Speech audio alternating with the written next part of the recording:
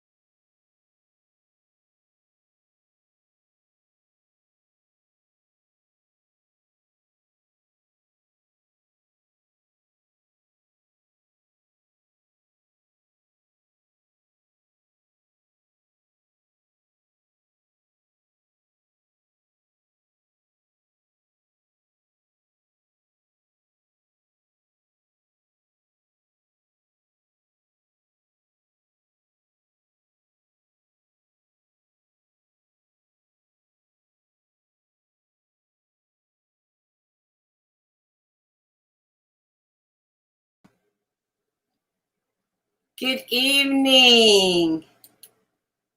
Welcome to another edition of Wholesome Words. I am Joanne Hoy, and of course, I have my co-host, Mr. Craig Carlisle of At the Framework. How you doing, Craig?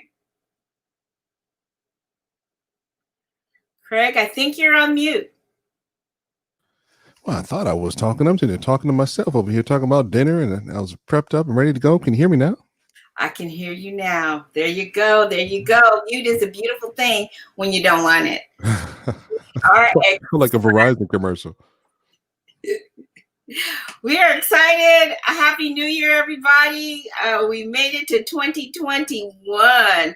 And this is, I think, the ninth in a series of Wholesome Words. 2020 was brutal for us all, but with a little faith and hope, here we are. And so you guys kind of know, if you're new to the event, we started this on Juneteenth of last year as an artistic, peaceful protest with all the things that were going on. And so this is an opportunity, and it's become a platform for artists to share their gifts and talents, spoken word. Sometimes we get a little bit of everything on here, which is great, storytelling and some visual arts. And so we are excited to bring back later on in the show, Mr. Ronnie Robles.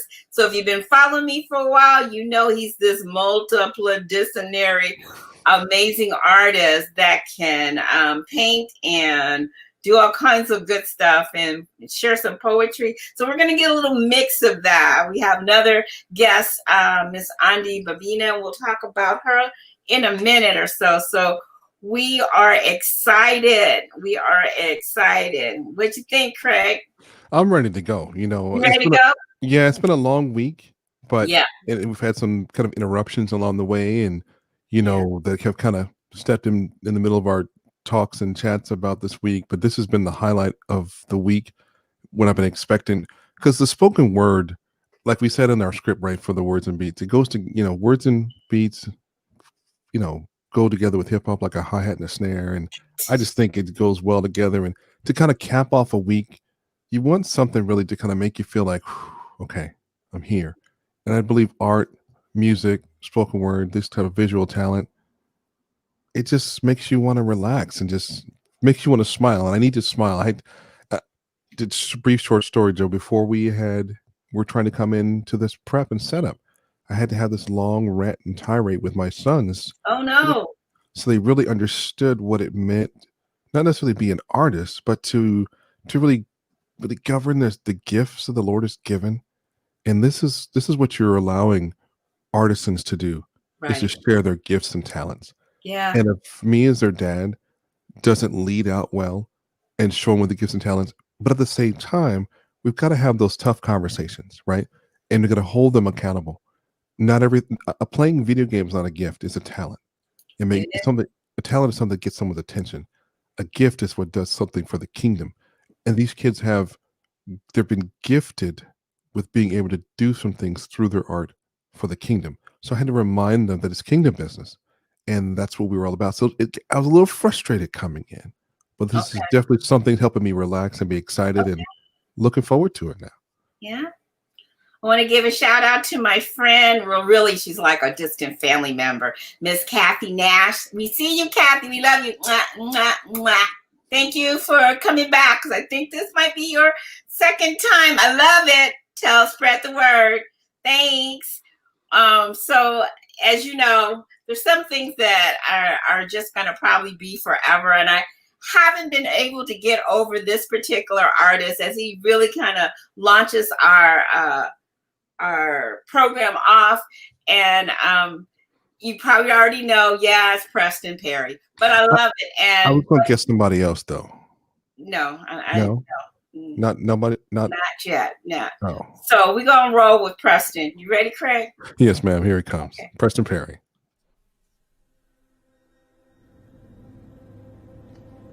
Lord, if I ever forget how to praise you, let my tongue forget language.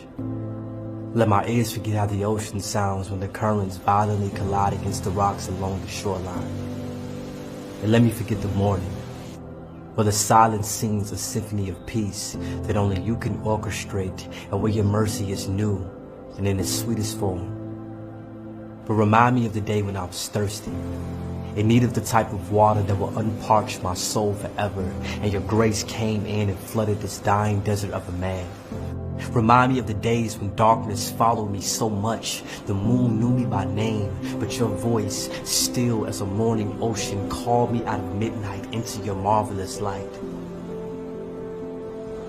Let not my heart be like Israel, who forgot that they saw you saw sea in half, to lead them to a land where slavery knew not their names, and freedom sung them into a clear sky. But help me to remember your goodness, that your love is the only thing that matters when all else fails. Remind me that your brutal, bloody, beaten body was bruised on the cross for my sins, that you died in my place. When my pride is high, remind me that you lowered yourself to die for my sins. Lord, if I ever forget how to praise you, let me forget everything that has ever existed.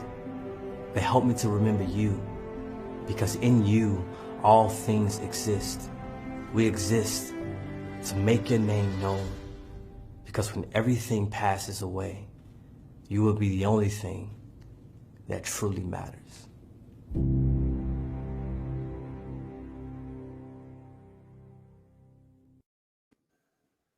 Yeah, God, you will be the only thing that truly matters.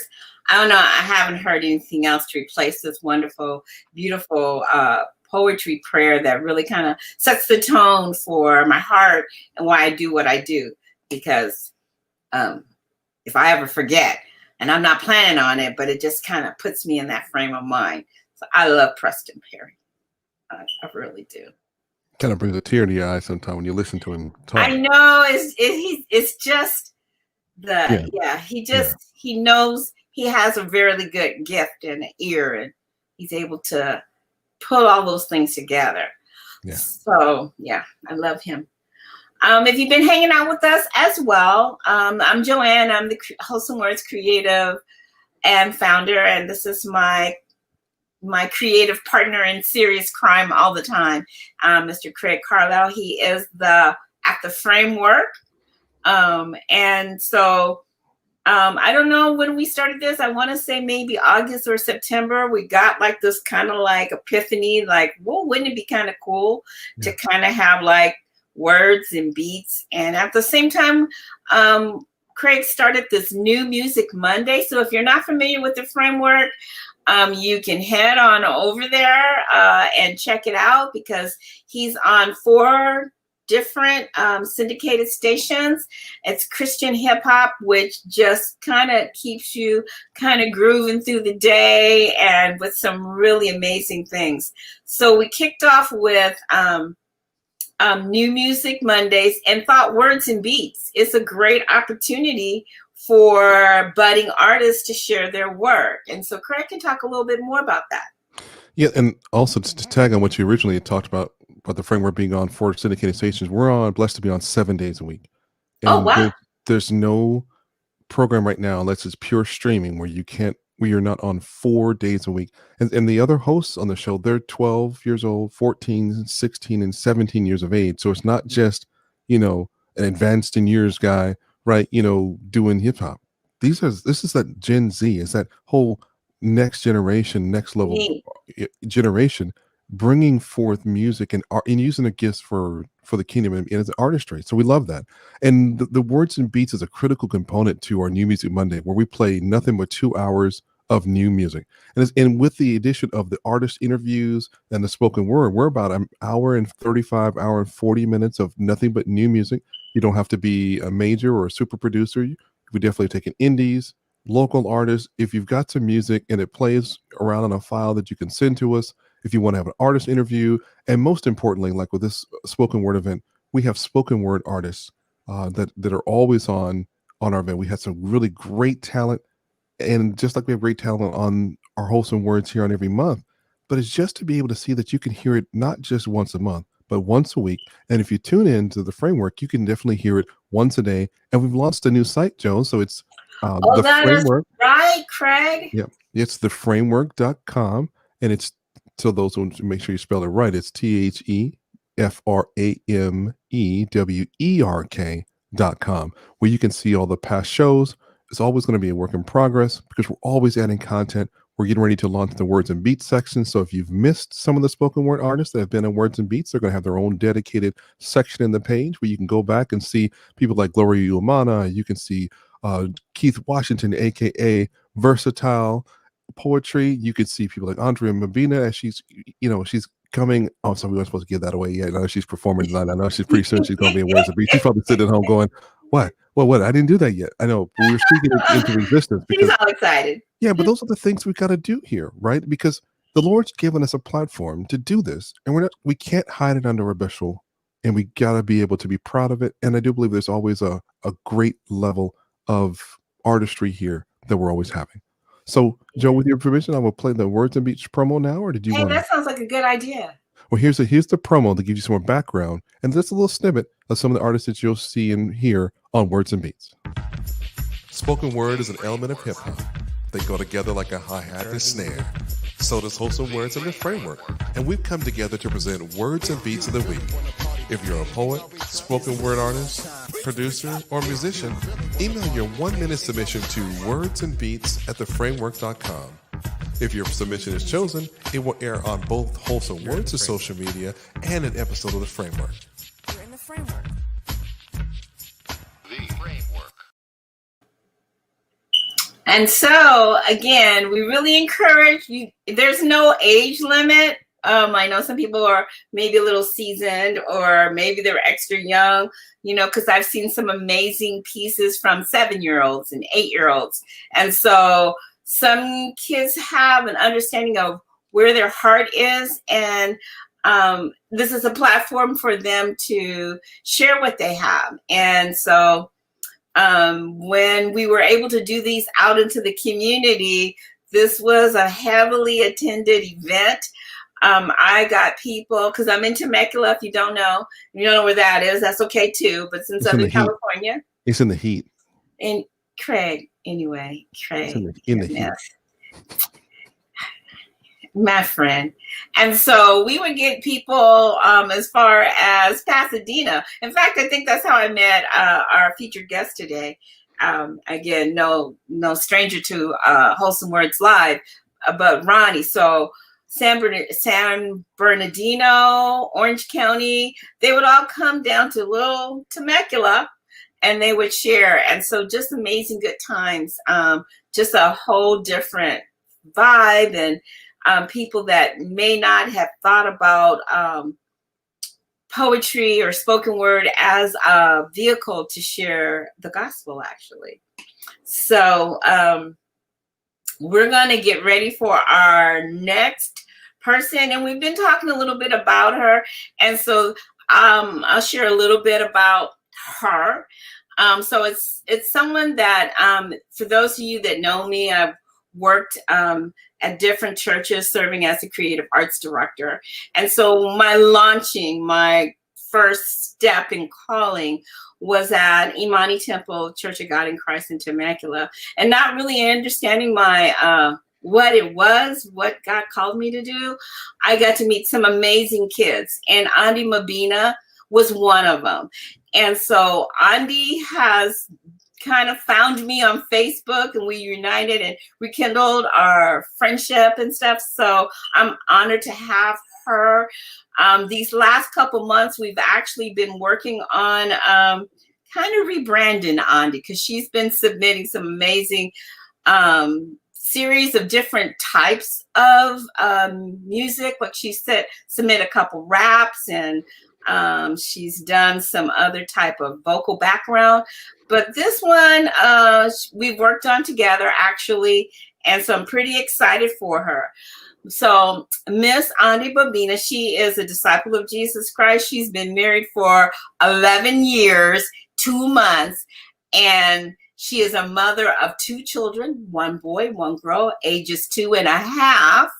and 7 years old. She's a graduate of Cal Baptist Universities with a master's in theology, and she loves being a domestic engineer. And so now we will bring to you Miss Andi Mabina. Hey, Andi, how you doing? I'm blessed and highly favored. Thank you for giving me this wonderful opportunity to be a vessel for God to use the whole world. Yep. So I'm excited. Are you ready? Yes. And this piece that I'm doing, it's called Breakthrough. It's a piece that God has spoken to me, and it's actually, I grew up going through this, being teased and humiliated, and going to have that breakthrough. So enjoy. This is a part 1 series. So enjoy. As I struggle through this unbearable pain, barely making it through the day, I hated going to school, facing the torment of being ridiculed. I was just a young girl, just trying to be myself, swinging on the monkey bars, not a care in the world, when all of a sudden I'm kicked in the stomach. So I take a moment to catch my breath as I gather myself, only to be filled with rage. You see, I had the pressure of being teased. All of this was too much for me to break through and walk away. Yes, I hit her back. What was I supposed to do? Huh? No one understood what I was going through. Elementary, middle, high school, college, and marriage too. This torture I'd received throughout the years. I didn't understand why someone would say and do such hurtful things to me and didn't even care. But as I got older, I started to learn about who this Savior was that everyone was talking about in my church. So one day, I felt compelled, and I gave my life to Christ. He healed me by his stripes. He redeemed me, made me free from the law of sin and death. He forgave me of all my sins that condemned me. But with Jesus Christ, there is no condemnation. There is life and justification. For by grace through faith, I am saved. No, not by myself. It was God's gift to me, not of good works so that I may not boast. I confess with my mouth that Jesus Christ is the Son of God, and I believe in my heart that through his precious blood, my Savior, my first love, Jesus Christ, who died for me on that rugged cross. He took my shame, my pain, my tears, my fears, and sins all away in replacement of eternal life through him in paradise. Yes, Jesus cleansed me of all my sins, for I am no longer a slave to sin.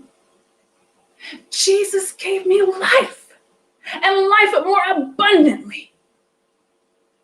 For I chose not to believe the lies the devil was telling me, For I am a child of God, fearfully and wonderfully made. Thank you.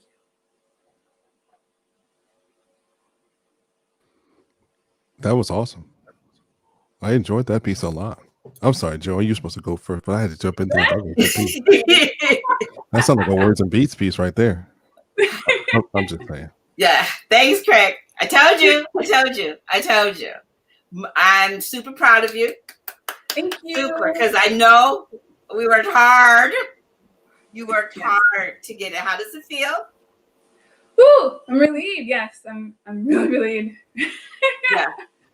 Yeah. So we kind of expect some more. Yes. Yes. Indeed. Yes. I give glory and honor to There are God. people that are sharing. This is what Kathy Nash, my family member, she's saying, she's applauding you. Great job. Great job. Yeah. And so your sister is there, and then another family member is there. So yes, both my sister Joelle and Lawanda. yeah. So they are loving it. So you did a great job. And I look forward to you sharing even more next month. How about that? Yes, okay. Indeed. Thank you, Andy. I'm going to put you back in the green room. All right? All right. Bye, Andy. Great job. Great job. She did an amazing job. We worked on that. You know what I think is an really amazing job. I think what's really cool about artists when they're really beginning to accept their gift and their calling and their artistry, and then the light comes on. Yeah. You get the spark. See, when you like light a match, right? And the kids bought me a barbecue grill for Christmas. It's propane, and it's and I'm new to propane, so it has a pilot light, right? So you can open the gas, which is really their talent kind of coming through. Yeah. And sometimes their talent just needs a spark. Otherwise, it may fill a room. And sometimes the talent filling a room unchecked and without a spark can be dangerous to people and toxic even to themselves. But when they get that spark, that catalyst, and that fire is lit, it begins to give that perfect blend and the mixture of what to do with the talent. And it shines. It can give light. It can cook. It can preserve. It can provide sustenance to the world. And I think this is what we're witnessing with Andi's work. We've had some of her works previously, and there's just been this constant growth process in her material. And I just think it's a wonderful display. And this is just not even the tip of the iceberg. This is just the piece we saw today. And there's so much more I'm sure we're going to get from her as she continues to grow, mature, and share her gift with the world. Yeah. I'm super proud. I think we worked on almost all of the end of November, all the way through almost Christmas. Yeah. And when the light bulb went on and she could see what she had as far as like great raw talent, then the other pieces that we just kind of built upon, she got it. And so again, I'm super proud. I know there's much more inside. And so I'm looking forward to you sharing more next month, February 19th. And Kathy Nash says she's got that spark, Craig, and she does. She did a great job. She does. Yeah. So, so this is what Kathy says. She got that spark, and she's watching on Facebook. Your sister said, great job. So you are loved, Andi. Thank you. She's saying, Andi's saying, oh, for you guys that can't see her, she's still backstage on our studio.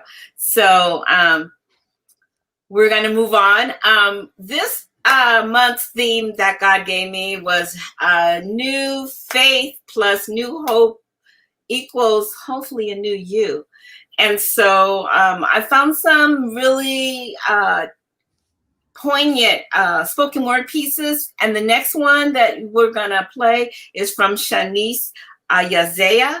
And so, faith. Faith. It's more than just believing without seeing. It's more than just a stirring or a feeling. Faith, it has a deeper meaning. See, faith is profound. I mean, it's what raised a man up from the ground. It's what tells us we are no longer bound to these shackles and these fears. Faith tells us that God is always near to the brokenhearted and to the torn. Faith tells us that we have been reborn. Faith is like an anchor that keeps us grounded when we feel surrounded by the chaos and the noise, and when we start to lose our identity, trying to be what society wants us to be. That's when faith calls out to us loud and clear, reminding us of why we are here. Faith, it gives us purpose. That every time our heart beats in our chest, we are reminded who created it. And if you lack faith, if you have your questions and your doubts, I'm here to tell you today that that is okay. That doubt is not the opposite of faith, but the opposite of faith is self-sufficiency. It's thinking that we can live our life alone, not in need of the throne. We seek the fame, the glory, and to be known, and maybe control of your life is what you seek. But the only reason why you have your life is because a man thought you were worth the sacrifice. See, faith gives us peace. Faith gives us rest. Faith will change your life, I confess. Faith tells us not to lose heart. Faith gives us a brand new start. Faith tells us we will never go hungry or never go thirsty. And faith tells us that Jesus will give us his unconditional love and mercy. So when life puts a mountain in front of you, faith tells that mountain to move. And when the walls of Jericho feel like they are surrounding you, faith says those walls will come crumbling down. And when you feel too weak to walk, faith says get up and go. See, having faith is more than just saying I believe. It's a commitment. It's vowing to live a life that is different. So I ask you today, I have faith. Are those 3 words enough for you to change your life around? Are those 3 words enough for you to live a life that's profound?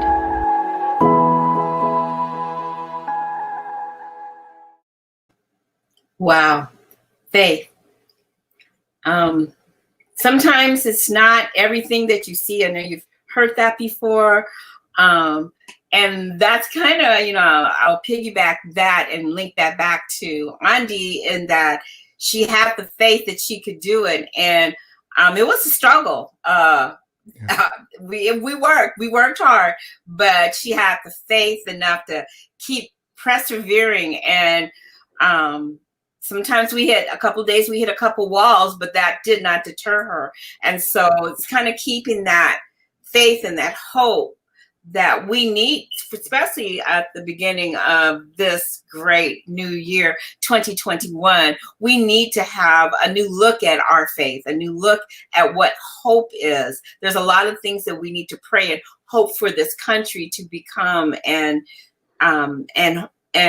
resume to return to believing in the greater good. And so new faith plus hope equals a new you. And so, Craig, what's your thought about the spoken word piece? Well, just earlier this week, I was on another program and we talked about mustard seed faith. I think it was Tuesday night on the Weapons of Mass Destruction with Pastor Warren Williams. And the Lord gave me the vision and just to remind us what the word says about the mustard seed.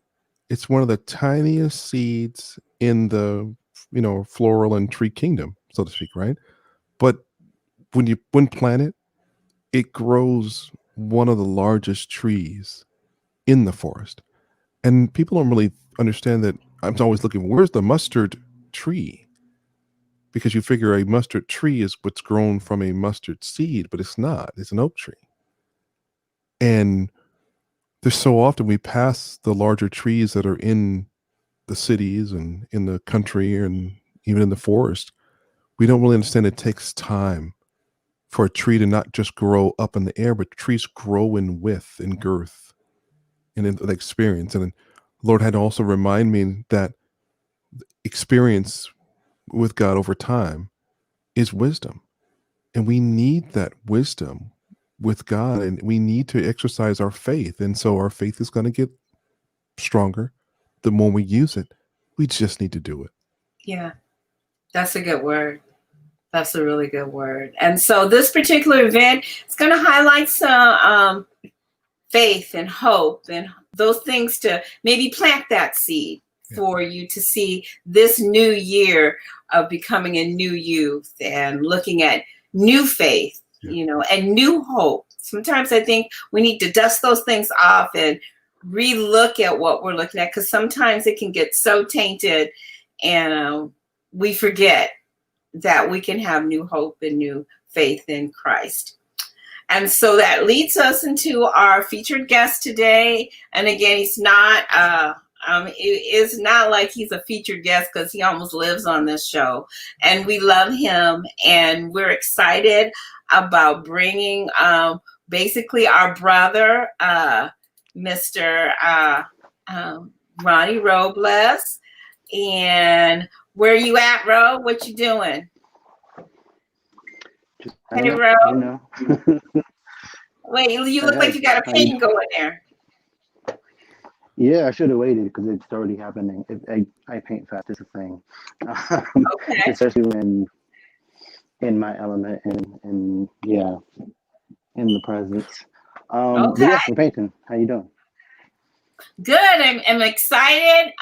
We are trying something new because if you have never experienced Ro live and in living color, as I like to say, he comes to spoken word events with easels and paintings and brushes and paints, and he finds a little corner, and as the event is going on, he is in the corner painting what God has placed on his heart. And I've been blessed to have him when I could do my live events to come and share. And then at the end, he actually tells everyone what he's painted and what God said through the painting. It's like this amazing, just amazing. So if you are local, Ro's everywhere. That's why his thing is Where You At, Ro, because he's everywhere. But tonight we're lucky to have our brother, Mr. Ronnie Robles,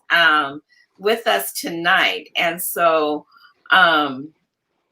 what you working on now? Which one are you working on? This is the purpose piece. And for Craig, he had requested a piece that I couldn't tell him because it was given away years ago. So we're doing a okay.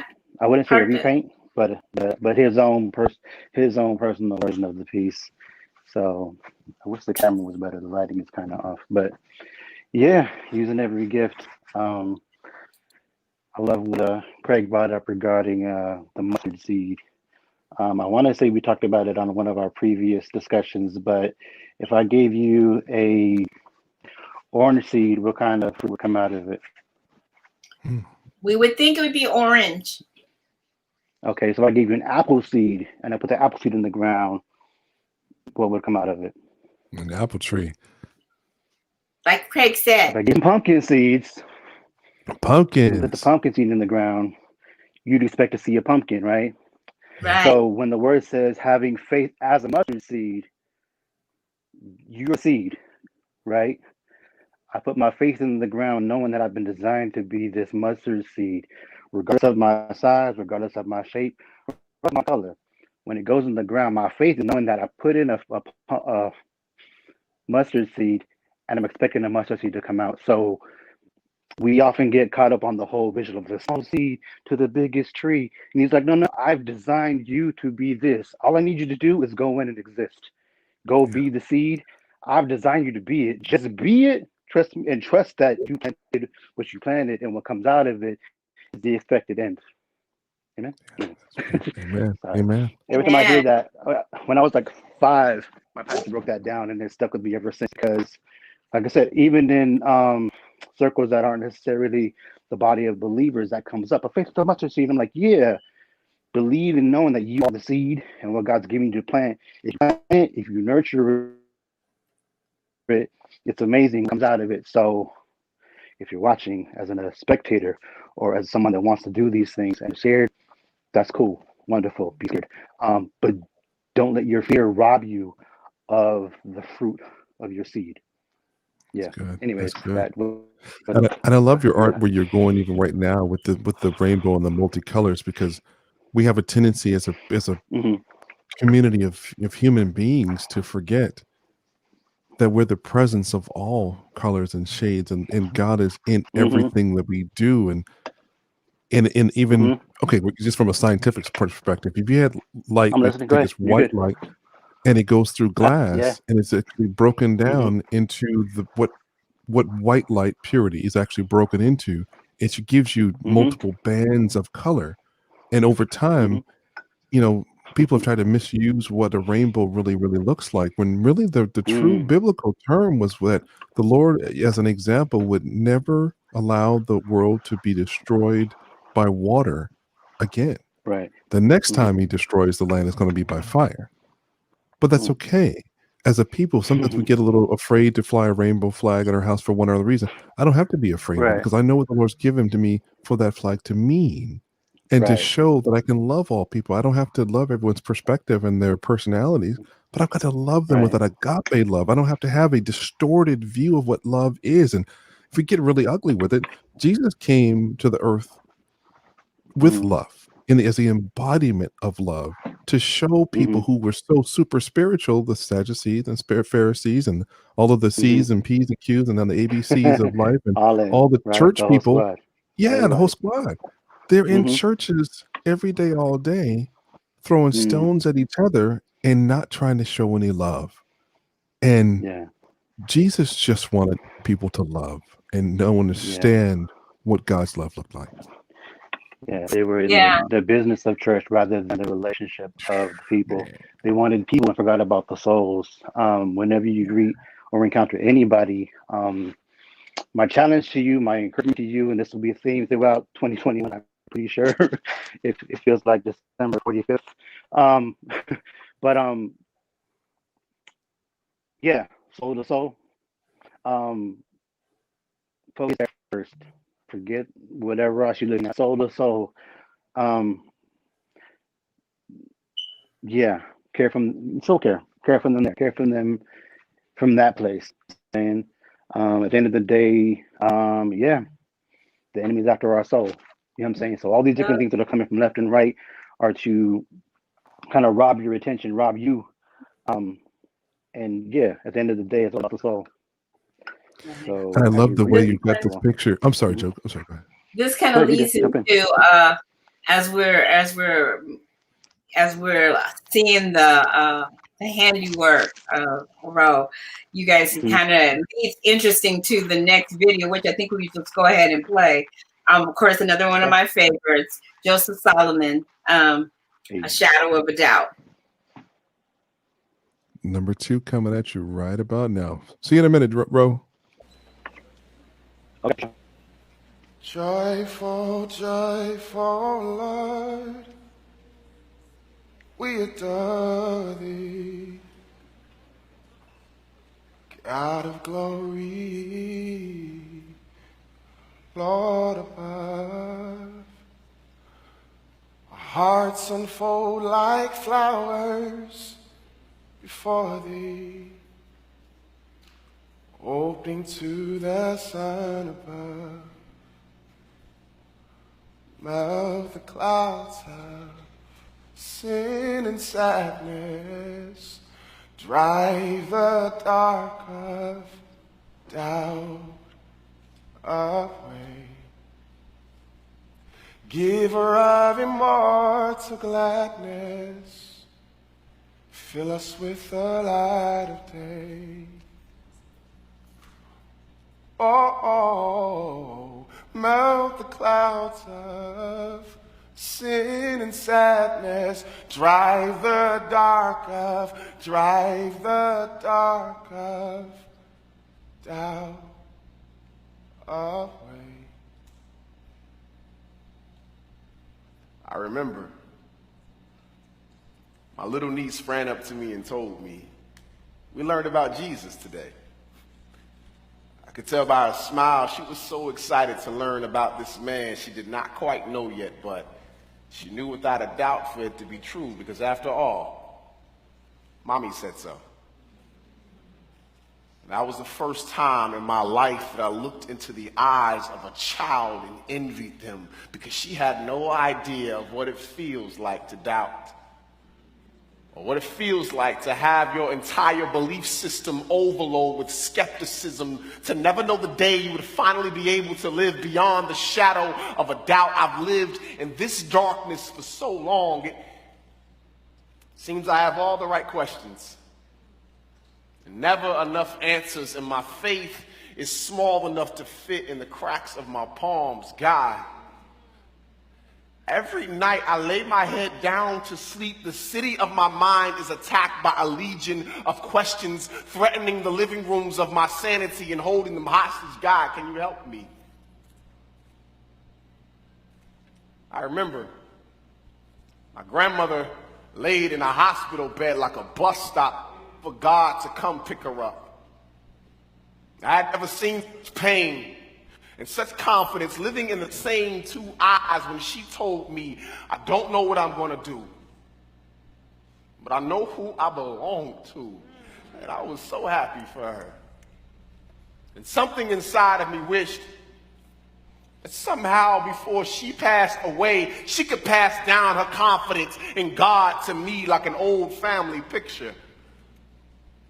I remember sitting in the back row of a cold sanctuary crying because I desperately wanted what the preacher was saying to be true, but my doubts were preaching a sermon of their own, and the streams of my tears turned into oceans of frustration. I remember sitting in a college classroom, and the only thing being tested is my faith in God. The only thing passing is my hope. Me in a backpack full of fear, nowhere to go, no one to help me unpack. I sleep, but I never rest. And these lines around my eyes are not wrinkles, they are maps. They show you the winding road that leads to my pain. I'm tired. God, I'm tired. And I'm longing for the day that I can place my fingers in his nail-pierced hands, because honestly, I've considered quitting, but where will I go? Back? There's no home for the living in the land of the dead, so I keep pressing forward. Today I have faith, but I can't make any promises about tomorrow. I'm surprised I've held on this long. God, just make me feel like I'm not crazy. God, let me know I'm not just making friends with these walls when I pray. God, I'm not questioning you. I just got questions. God, don't leave me here. God, don't leave me. Just to smell the clouds of sin and sadness, drive the dark of, drive the dark of, drive the dark of. God, drive the dark of doubt away.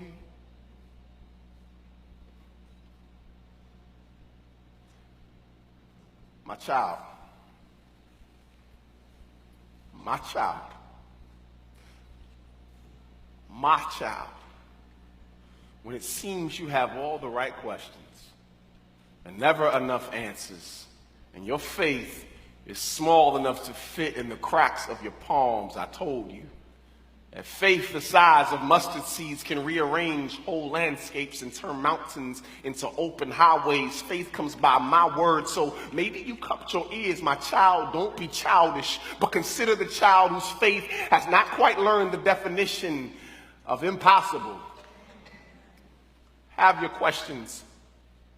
I'm not telling you to have a blind faith. I'm telling you to consider the blind men who had faith and believed my words before they were even able to see me. Consider the birds that eat from my hand and do not fall from the sky without my consent. So how much more will I love the ones that I died for before you doubt me? Doubt your doubts.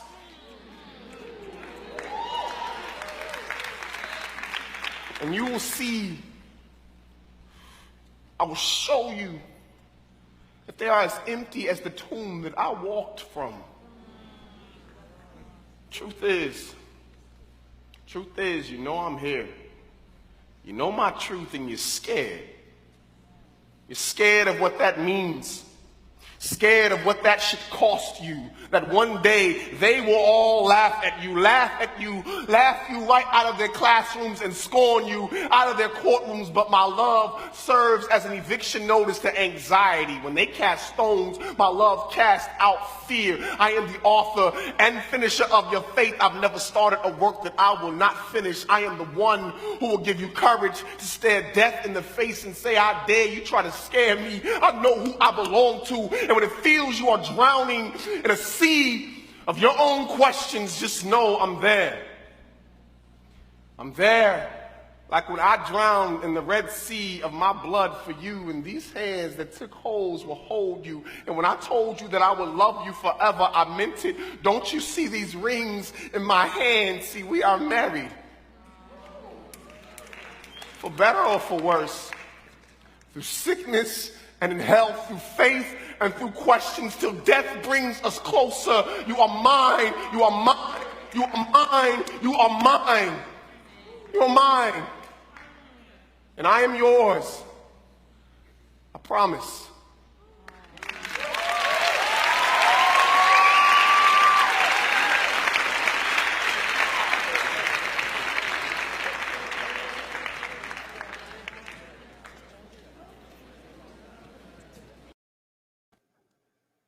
Wow.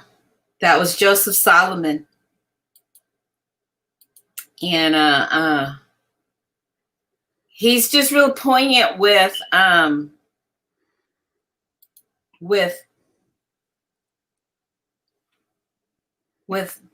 doubt. And I know a lot of us started this year with a lot of doubt, a lot of I don't knows. I know I thought about a couple of I don't knows too, but this is just one of my favorite, another one, favorite pieces that just really kind of pushes those particular buttons to kind of give you that wake up feeling of where we are and what we're doing. And I think it fit really well with where this conversation was going. Craig? And I love it too, because even with the painting that Ro was doing, and I feel some kind of way about giving away part of the picture, but Ro, with your permission, I'd love to share what's coming, because it goes with what Joseph Solomon was talking about.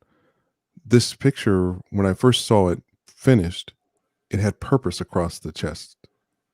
And we forget as human beings and people that we have a purpose, and we want to let ourselves just kind of run willy-nilly and let the enemy just beat the crap out of us and just let us have it and just suck it up and take it like we deserve it. But all we deserve is God's love, and we are everything that God calls us to be. We are perfect in every way, fashioned in the image of Him. We are more than conquerors through Christ. And so doing that is just an amazing thing. And so what I've asked Ro to incorporate is raising men into that whole image and painting underneath the word purpose, as he puts it in, because I need my sons to understand that raising men has a purpose. They are purposed by God to do exactly what He's called them to do by design. And Joseph Solomon's piece is perfect, because we struggle, we wrestle a lot against flesh and blood, of course, yes, and principalities and powers, yes, but we wrestle against ourselves and our mind. Like Joyce Myers has her book, Battlefield of the Mind. It's in there. But in a piece like this, I want all my sons to understand that they have a purpose. And they're in God's plan. And as Rose is painting this picture, this person is in the center of the light, and everything else is radiating from it. And if you really look at it, when the light hits the person, it actually diffuses and breaks into the various color bands, which could represent the people they're going to impact. It could represent their talent they're going to do, the fruits that they're going to be releasing to the Spirit. It shows that everything that a person is already inside of them, as long as they're in the light. But when you get into darkness, there is no fruit there. And I love the scripture talks about bearing fruit in all seasons, every season. And that's what I need my kids to see. This we get in the thing about parents leaving a legacy for our children, pieces of art like this is are part of what a legacy looks like, and I wanted to leave this for my children. That's good. Ro, were you able to hear any of Joseph Solomon? Oh yeah, can you hear me? Absolutely. Yeah, I I've can hear been you. listening and painting along. Can you hear me? 1 2 1 2. Yeah, Yeah, no, Oh, yeah. I've heard it.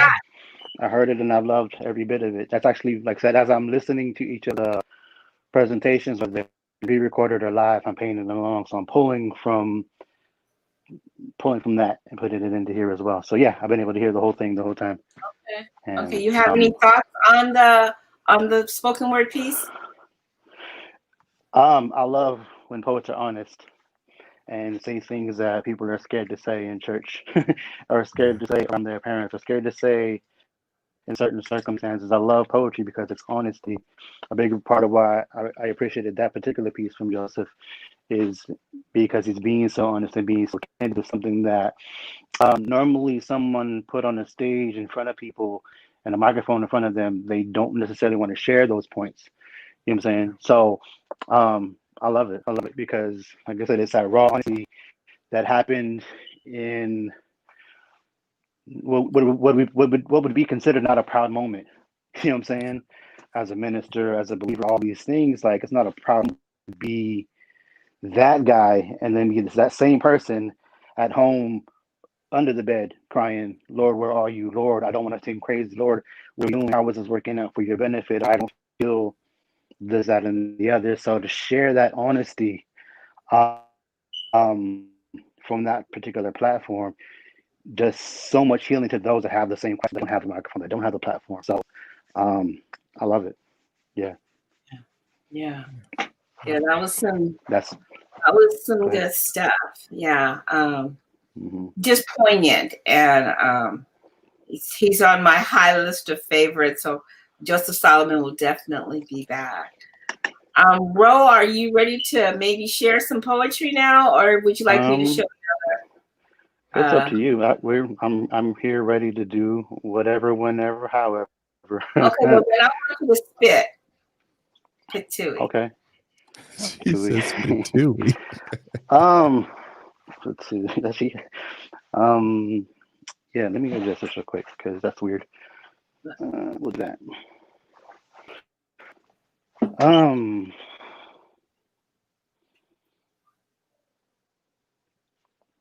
I hope you're ready for this. You see, I needed to speak. Text, Twitter, Facebook, Instagram. I wanted to go live, but I just couldn't choose who. So about 30 seconds ago, I just chose all of you. Consider this my flow of the month round 2. See, if you haven't paying attention, it's been crazy these days, and it's like I'm down to be my last bit or shred of respect, and it's getting closer and closer to quote unquote sudden death, but I can't let them take my breath. My 24 hours that I've learned to use, my schedule gets a bit above and below hectic. I must continue to go forth boldly, even in the faces of skeptics. The skeptics. You know, those ones you show love to every day, they just don't seem to get it. It's kind of like I've been dying daily to my flesh until my soul is resurrected. And asking my patience, well, I guess it's being perfected by swallowing little bowls and individually hand back here, dog. This is too hard. All that stuff you be believing in, that stuff you do week to week, you might as well forget it. See, this is serving, but I'm not holding on to the words, man. I'm holding strong to go beyond them words to the words that I know I heard. The Savior spoke that day through choice words, and from what I trust, I won't budge. I refuse to be shaken through each and every embarrassing situation as they all had a chance to laugh in my face. And each one of them times I had to struggle with all my might to keep the Savior's grace as the focal point of my concentration.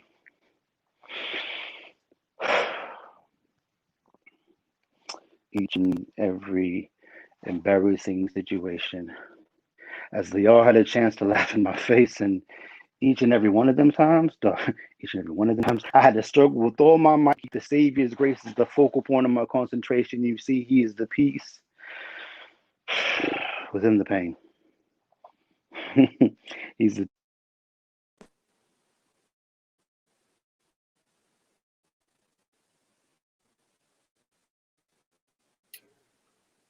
Oh no. It looks like Ro, are you back? 1, 2. Are we back? Okay. Yeah, I'm sorry. The AirPod died halfway through the thing. Yeah. Each and every one of them times I had to struggle with all my might to keep the Savior's grace as the focal point of my concentration. You see, He's the peace within the pain. And if there's any way I could explain or make this message any clearer, God bless the only one I've known to hold me on those days they told me that you believe in it's just a bunch of smoke and mirrors.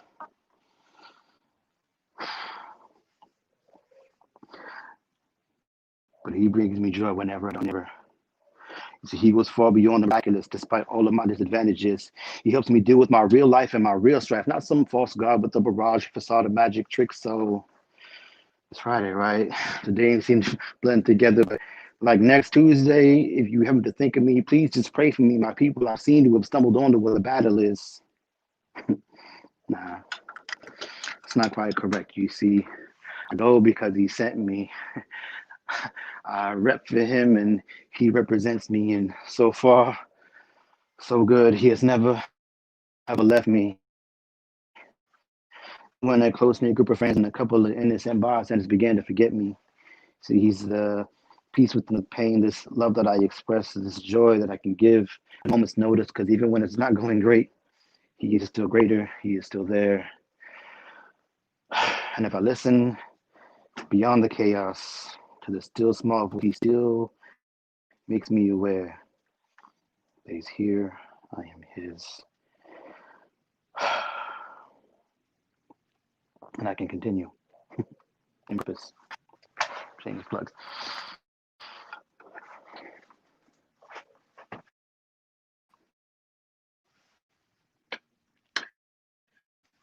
You going?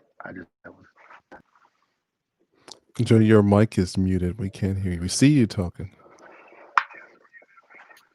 Okay. We see you talking. I love. It's so much going on right now.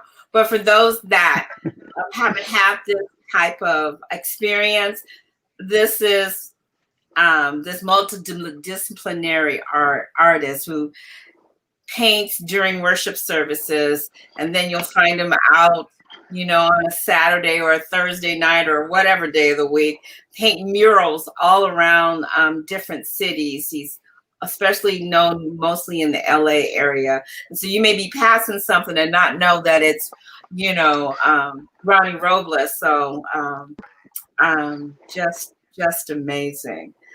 So, you touched on a few different things that, of course, now lead into the next video from Jay Cadence, okay. Faith, Hope, and Love from Jay Cadence.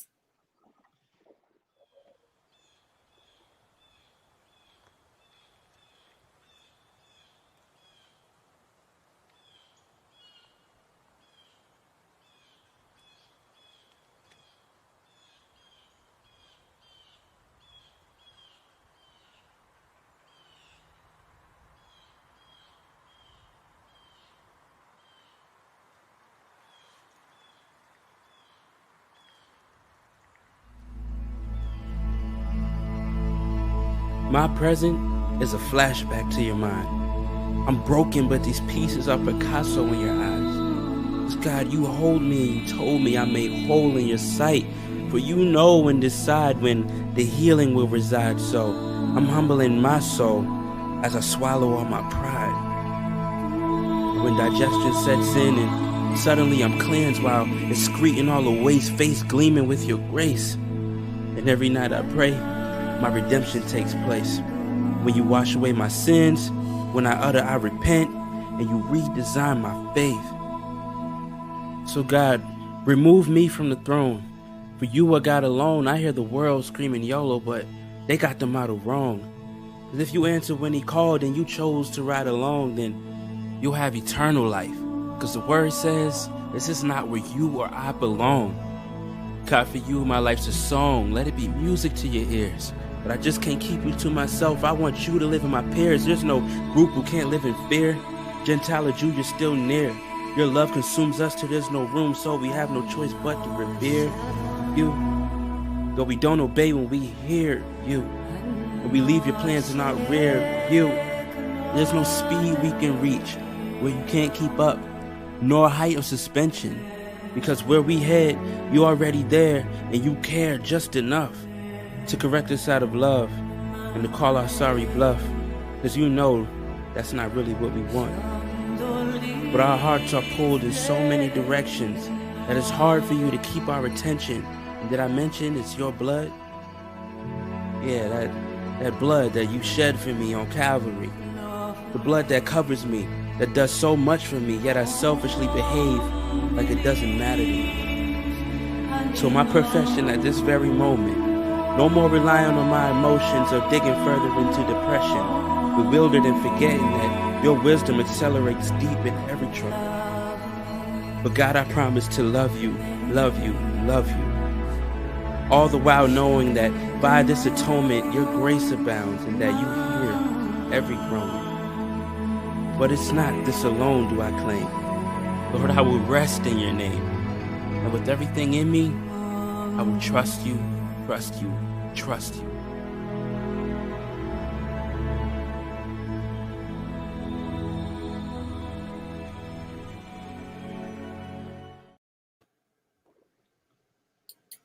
God, I will trust you, trust you, trust you. Craig, what you got? What you got after this I book? like that poem because when I first heard that and we aired it on the framework and we did the Words and Beats promo for it, I was a little thrown off by the walk and the long intro. I found myself impatient, waiting for the artisan to get to the point. Let's get to the heart of the matter. Just say your line. But having stepped back and realized that he trusted God even with every aspect of how that was to be put together, so that you had to wait. You had to trust God, because sometimes in God's plan, you have to wait. It's not going to jump right out at you, and you're not going to get everything you want right now.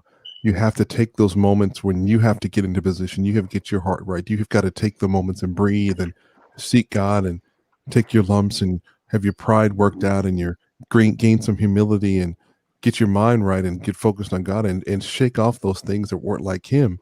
So you can be in position, because you couldn't have the blessing of the Lord already poured out for you because you weren't in mental position and ready to receive that.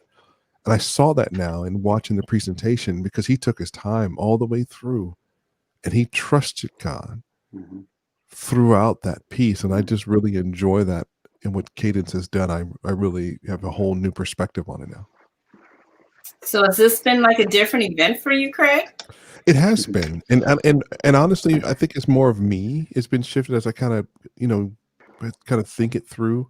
Where being a tech person, because I've done visual arts and tech arts for so many years, and I've done studio work and DJ work since I was 13 years of age, becoming a studio engineer, and things like that.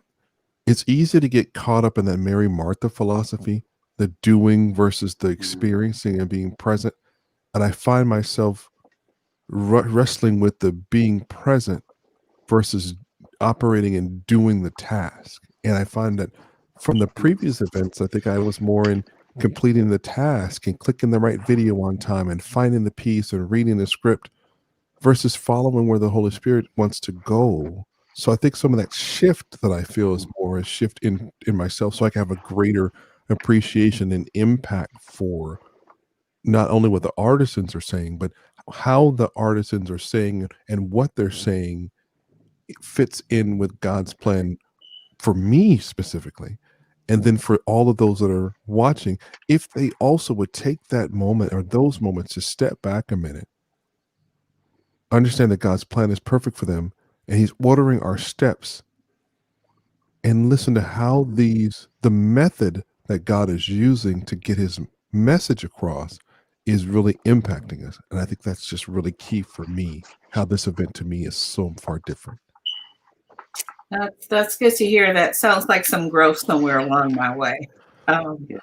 and I think that's one of the things where if you know me, I'm always sharing that creative arts is another language, and it's another language to share the gospel, and it's the language that is preferred, so that we are facing, unfortunately, fourth or fifth generations of people not understanding, why do you go to church and who is Jesus. But if we're gonna reach those people as part of the Great Commission, we need to speak the language. And so one of the camaraderies or the feelings that I have and nearness that I have, like with Ronnie, is that that's exactly what's going on. And so it may not be everyone turn to John 3:16, but as you watch him minister via visual arts, or you hear a spoken word poem like Andi Mabina did tonight, about breakthrough. She got her breakthrough. That I think that those are the sermons that people will hear. Those are the things that will prick their ears and say, well, who are you talking about? It will lead you into that conversation. So I love the arts. And I think that with Jay Cadence, the point as he's walking up and you're wondering, what are you doing? Hurry up, get to the point, kind of shows us how we're at that popcorn mentality of everything has to be like right now. And he takes us so eloquently through that special relationship with Christ. And I really appreciate the work that he did with that piece, kind of uniting the whole point of waiting on God and having faith and hope on next steps. And so, Ronnie, you have anything you'd like to share? No, that was my. Can you hear me? That was my favorite one the whole night. I'm a big fan of that one. That one touched my heart. Yeah, you guys pretty much took all my answers. Like the slow burn, like trusting God process and watching it come together. Yeah, because everyone who's ever had to walk in faith know it looks like the exact opposite is what happened somewhere in the middle of it all, or every step of the way until it's done. So I appreciated it, and then just the way he presented everything, I was a big fan. Yeah. Big fan. But, yeah, I think tonight is even different. I think even for me still, because go do the thing, right? He was like, make the moves. Okay. Go ahead.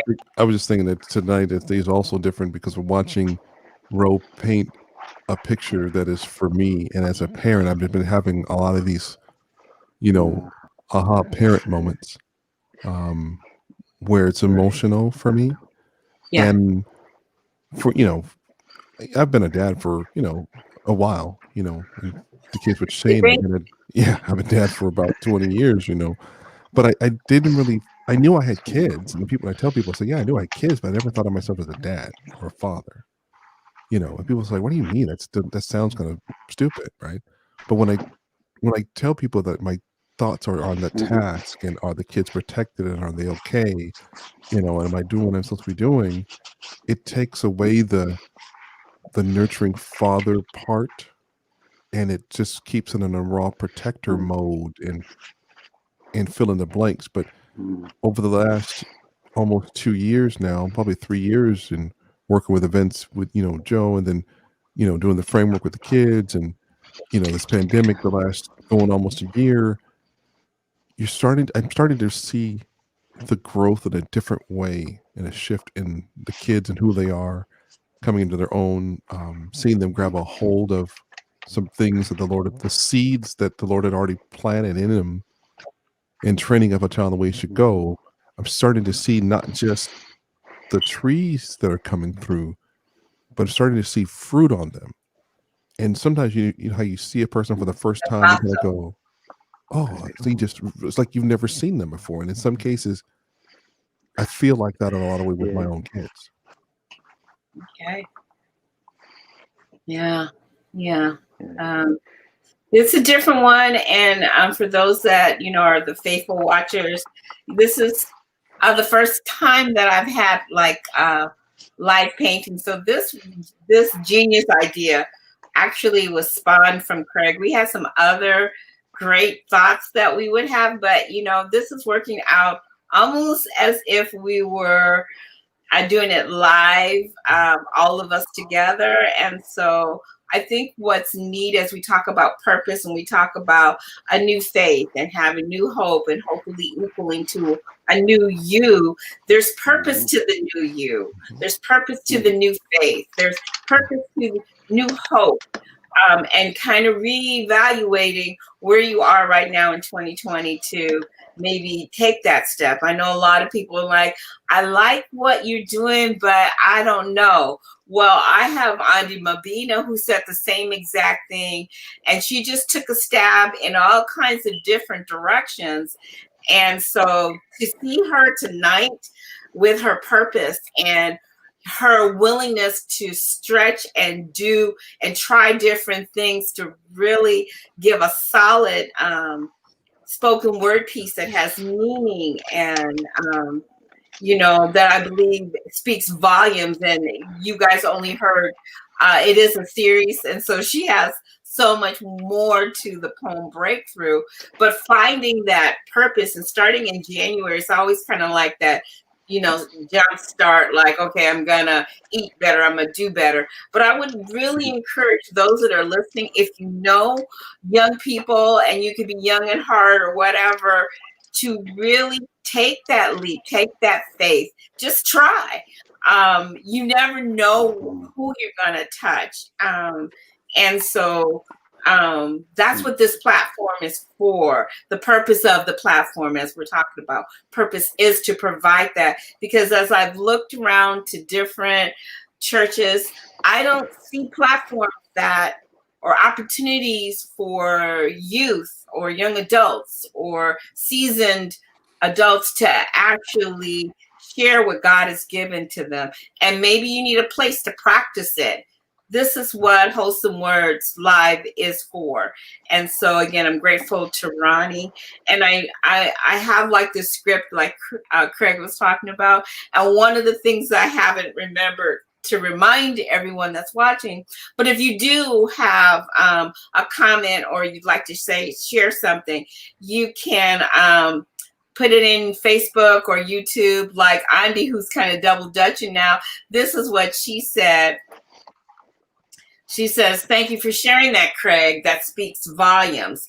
And so we do have that capability that if you'd like to share some information as we go on, she says, your obedience will allow someone that is waiting for you to have a breakthrough. Gee, that sounds familiar. So step on out by faith and trust in God. Exactly. Thanks, Andi. Exactly. And that's exactly what Andi did. And I'm really super proud of her because she's come a long way on a lot of different areas. But I really think that this piece tonight is her launching pad. And I do expect great things. But just like Andi took a leap of faith and she worked really hard to get to that part, to get to where she is tonight. It didn't just happen overnight. And probably at some point I'll have Andi share her experience of what she started with and now where she is now, because that is really a testament to where, God is really taking her and can take someone else too. You just got to have faith and be willing to go through the process of learning, or if there's something already there, we offer words and beats of the week, and every Monday, or before every Monday, Craig and I are up there trying to share,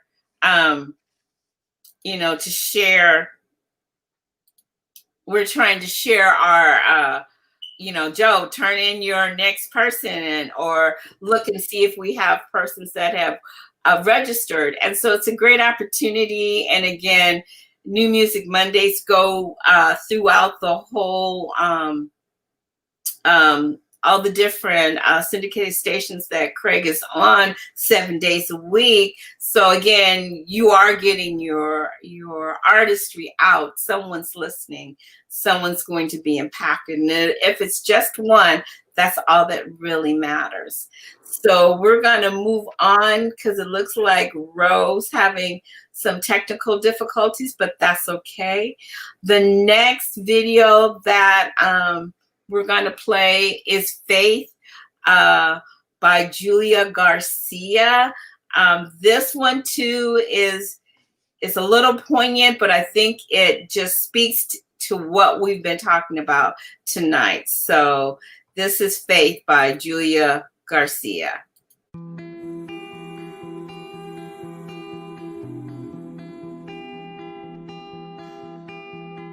These won't be words you haven't heard before, but before you turn towards that door, take the weight these words carry, because I can't hold them in anymore.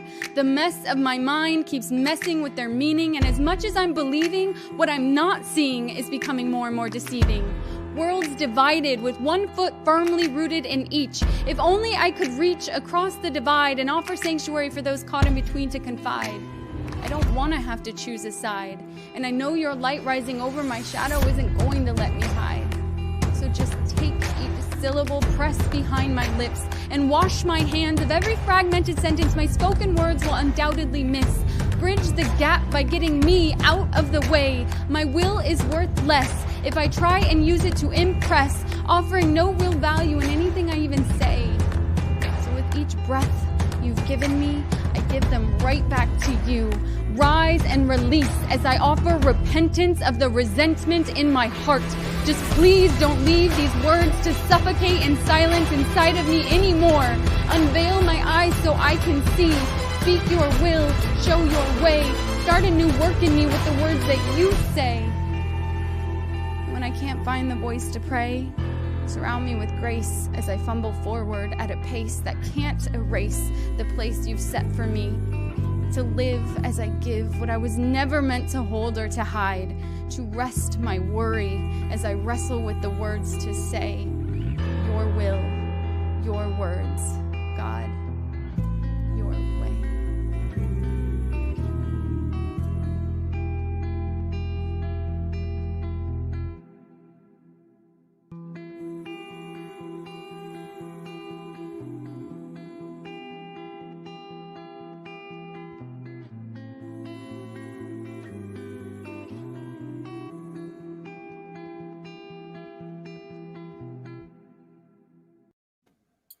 Wow.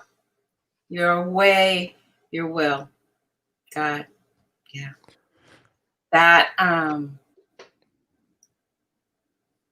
love that particular piece because it just draws you into kind of the atmosphere of, we were talking about the light and the darkness, but even through that, you know, she talked about the light that was pointing her and looking for God's grace through difficult times. And so just kind of on point for me.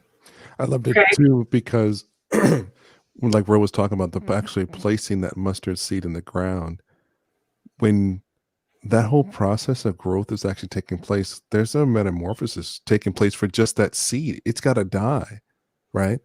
Before it can actually have life and become something else. It's got to transform. And that's really what we've got to do too. When the Lord's working on us to make these moves, to grow in him and to do what he has us to do, we've got to die. We've got to change our mindset. We've got to become something different. And we can't keep being that same person. Otherwise, you're going to grow a tree whose fruit is not savory. It's not good for anything. And I tell you what, I don't want to be like that fig tree that Jesus cursed on the way. That's set by the side of the road. That tree would never bear fruit again. And I thought to myself, no, I don't want to be that. I don't want to be Moses either, because I know Moses did some great things, leading the children of Israel out of bondage, and following the pillar of flame by day and cloud by day and the flame by night. But he got impatient. He took the gift that the Lord gave him and he abused it. And he struck the rock in a way, in a timing that he wasn't supposed to. The Lord told him how to do it. but he became impatient. And he and a generation and a half missed the promised land. So the Lord had to allow and raise up another generation, and that other generation after that had to wait longer on their promised land to get to the deliverance because of the disobedience of a generation and a half ahead of them. So I got enough junk in my own family bloodline that I'm struggling with. So I've been cutting that off and canceling that out of my bloodline so I could stop struggling at 51. And so my kids don't have to struggle all the way till they get 51 and beyond. I'm believing that if we deal with our bloodline now and train up a child the way they should go, and with all that means, and as they continue to go, they won't have to struggle. They'll have tools like wholesome words and how do we do with hope and faith and love and joy. They'll have other places and mentors like who they're meeting as a part of the framework and who they'll meet as a part of Raising Men and Beyond, so that they can be strong, fully developed people instead of half-baked, half-developed men. Yeah. And, as a creative artist director, and I've been at several different churches doing different things, some on staff and some as a contracted. And that's exactly what it is. And so I have like this beautiful plethora of, I call them my kids, like Andi and her sister Joelle, that, a seed was planted in them, and some of them have gone all the way to Broadway. Brandon Burks, you should keep your eye on him when Broadway comes back. And other ones like Kaditra and just others that are recognizing whose they are and utilizing their gifts and talents to reach to reach the masses. And I'm like excited. So those little mustard seeds, or the little seeds that I planted, it's always a joy to my heart to see those to share with me where they are in the world and what they're doing. And I'm just really proud. And that's another part of the arts of what can happen. We have Mr. Rowe, and he's back. Hey, Rowe. Hey. Where you at, Rowe? I'm just adjusting the camera so you can see. Okay. Hopefully in a better color scheme this time. You can see the richer. Let me bring you a little closer real quick. Right. Is that a little better? So you can see some of the details, some of the. Oh, wow. It's a little bit different up there, Well, yeah, we can. That's nice, Ro. Yeah, that's awesome. Okay, well, Craig, where's the Raising Men gonna go? I'm following Dr. Robles. We're follow me as I follow Christ. That's it. That looks nice, Ro. I think it's right in here somewhere. Okay. I was tempted to put it elsewhere, but I think I know where it's going. Okay. No, I'm a huge I don't say fan, but I guess that's the word for today. The last poem when she said, "Your will, your way," instead of our own. Like it's a whole different experience when you put your gift back into the Father's hand, the one that gave you the gift. When you put it back in His hands, it takes off, Just grateful, and it's been cool to eavesdrop, so to speak, and hear Craig have a whole different experience today, altogether. And that's beautiful. There's been times along my career where like I go do my thing, I get back in my car, I'm like, yo, I'm an artist. Like this is a real thing. This isn't, you know what I'm saying? It used to be something, like I said, that I did as a child, or did because it was just a gift unto the Lord. And like as you said earlier, talking about like being in the corner, from being in the corner, not even spoken to throughout the whole event until the last 5 minutes, to being put on, in arenas and the grand stage. And it's like you never really know where God will take you if you allow Him to do it. If you believe in the purpose that He gave you, you know what I'm saying? You were talking about the tallest tree or the tallest herb. Yeah, you probably wouldn't have planned that for yourself in your wildest dreams. And so Yeah, it's a beautiful thing to let God take you. Ro, could you share how you got started doing what you're doing? I know you did in our event in, I think, October, but could you share how your road here with your mom and going to church and? Oh, okay. Yeah. Talk about. So,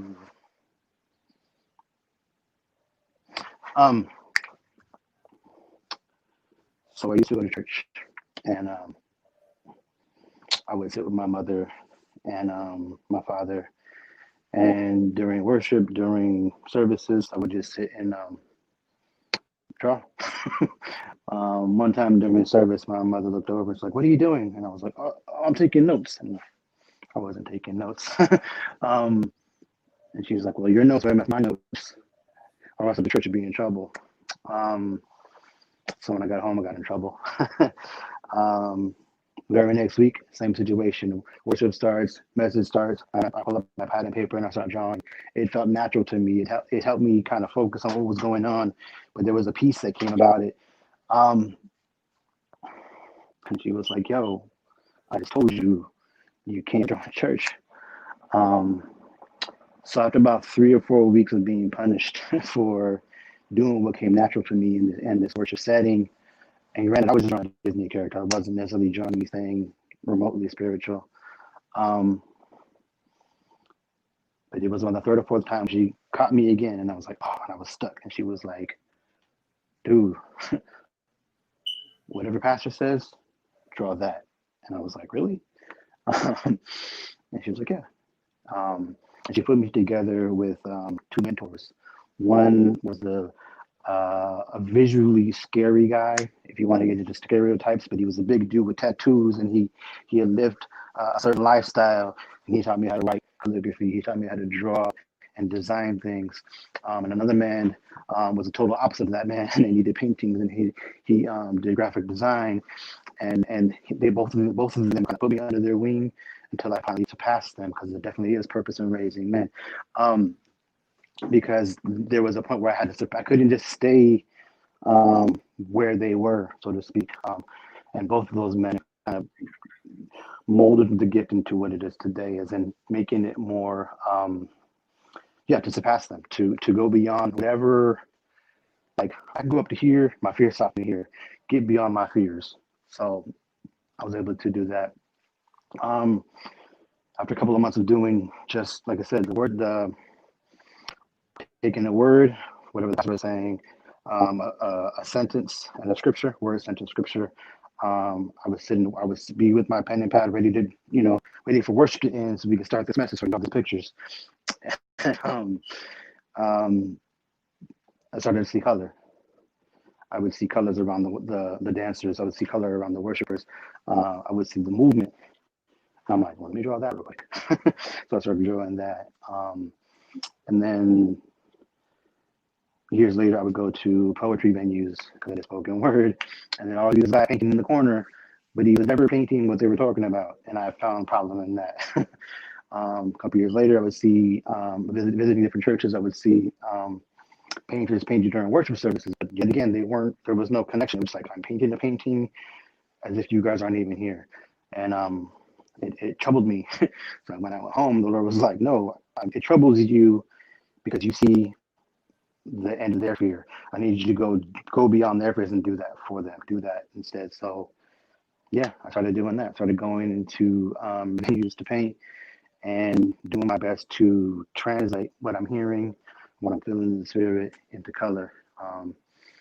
It's gone from, like I said, from in my room, in my church pew, in the corner at a venue, to grand arenas and stages and all over the world. And I'm grateful, you know what I'm saying? Because again, like I said earlier, all he needs us to be is the seed he designed us to be. And many times people want to say, "Oh no, you're this seed. Oh no, you're that seed." He's like, "But I got all these seeds right here. Kind of want to use all of them." Trying not to cry. Wow. These seeds right here. I kind of want to use all of them. No, you should be this. You should be that. You should be a pastor. You have this. You should not, like, use every gift, every every seed he gives you, every color he gives you. Can you see? Can you see? You know what I'm saying? You use them all. People want to use that one. Use that one. But I want to use this one too. And granted, he will guide you, because I do believe, what's the phrase? It's decent and in order. Yes. As much as I come colorful and have paint on my clothes most of the time, I do believe that that is 100% part of the deal as well. You know what I'm saying? We're not just going willy-nilly and just let me do whatever I want and call it Jesus. No, please don't do that. That's hear me clearly. Don't do that. But if you have the gift, you enjoy it, bring it before the Father and say, Father, is this just fun or is this worship or is it both? You know what I'm saying? And he'll, if you put it back in his hands, he'll use each gift and train you and then let you know which one to use at which particular time. You know what I'm saying? So that what he wants to do happens every time. And that's kind of where it's at.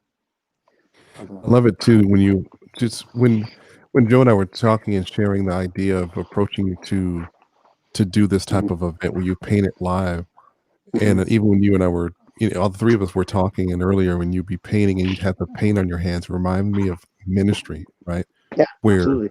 you can't do ministry with God and for Christ and not get a little dirty, not get cut and bruised up. It was just, I was on a call with Pastor Warrinda this afternoon, and we were just walking through life. And the Lord was giving me the revelation that we were told to put on the armor of God, the whole armor.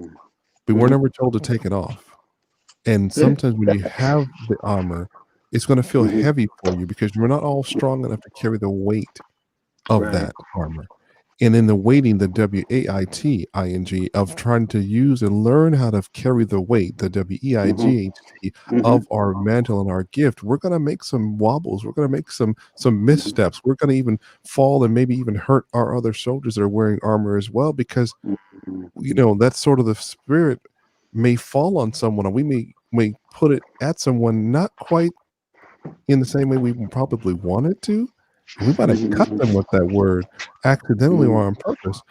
And it's really going to be up to the person who's holding that shield of faith, or that breastplate of righteousness, or even that helmet to keep themselves under control, to say, wait a minute, did they really mean to hurt me that way with the word? Was that truthful? Was that justified? Was that even for me? Or was that misguided? Or maybe that person just fell down and tripped and hurt me with part of their armor, and they didn't mean to hurt me maliciously. It was an accident.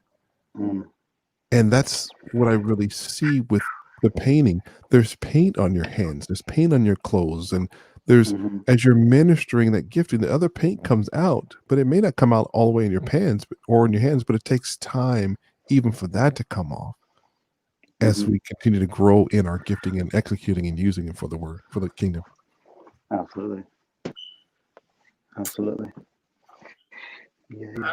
I'm just in awe of what's going on, and just loving where we are right now. Ro, you got something else you can spit for us? I thought of it before the last poem was presented, and then it kind of just started up again.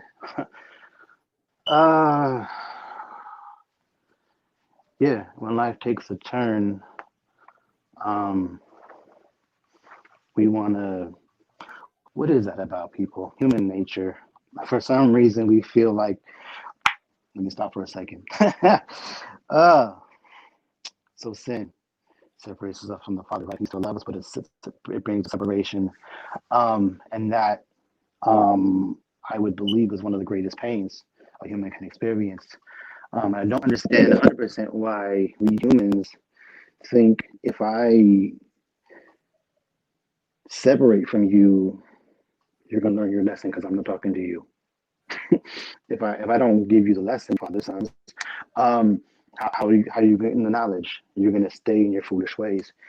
Craig talked about having an uncomfortable conversation with his sons prior to the broadcast. There was a week of Christmas. We had uncomfortable conversations with my family, and it was wonderful and it was beautiful.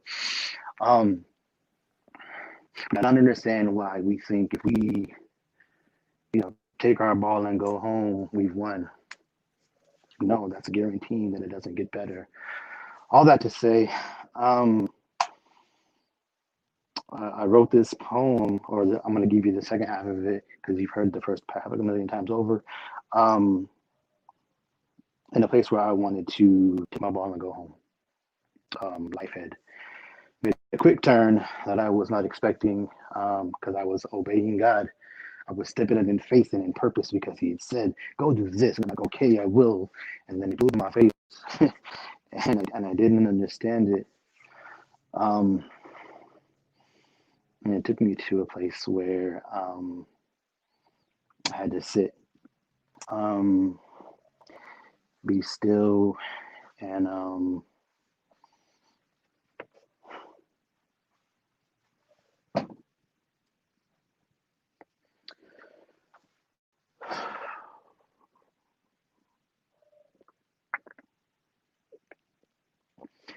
had to weigh out the options. I had to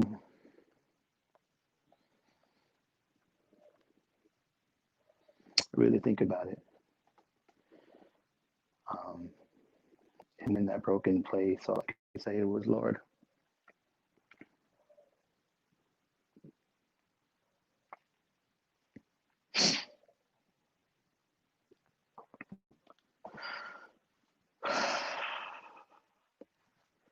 I'll go.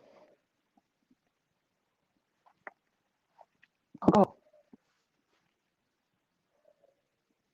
No, really, I'll go.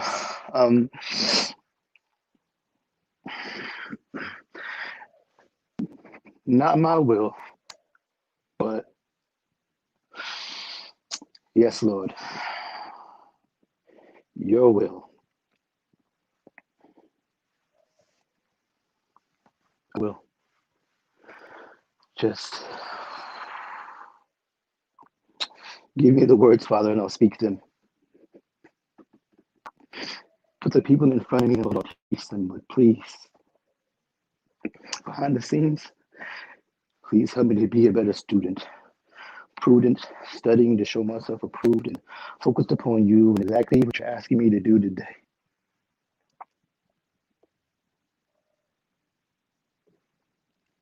Because without you, Father, it's worthless.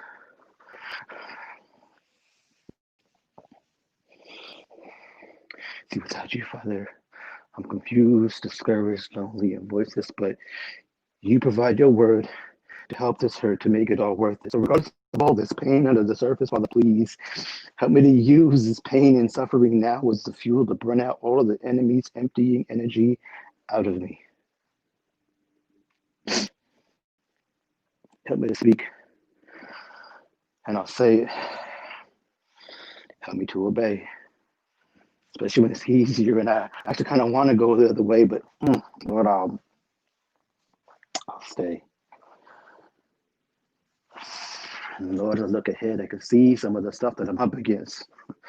They really don't want to hear it, Lord, but please give me the utterance in order to give it to my brothers. You see, we may not have the same zip code or skin tone, but they're my family, my sisters and my brothers, and I truly consider it a privilege to give them this, even with all the pressure and even with all the stress and even with all the weight. The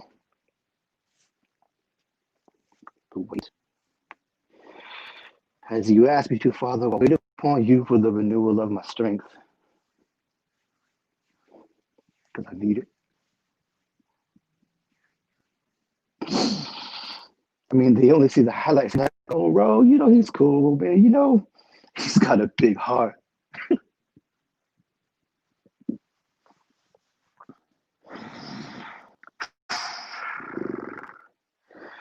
Now, got a big God. And honestly, I'm scared. I dare not do anything outside of your will. So, Lord, you give me the instructions, let them be installed and instilled. And on the craziest of days of my flesh may attempt to contest your will, help me to be still and know that you are God. Still fully in control. Please take control of my soul. help to heal all these inner wounds at the root and make me whole, make me over, make me better, make me clean and pristine, ready for show. Not for these shows, but more like a daily game of show and tell. So whenever I open up my mouth or pick up a paintbrush, allow me to tell them well. And if I'm honest, some of the hurts, they still cling to me. Or maybe I cling to them.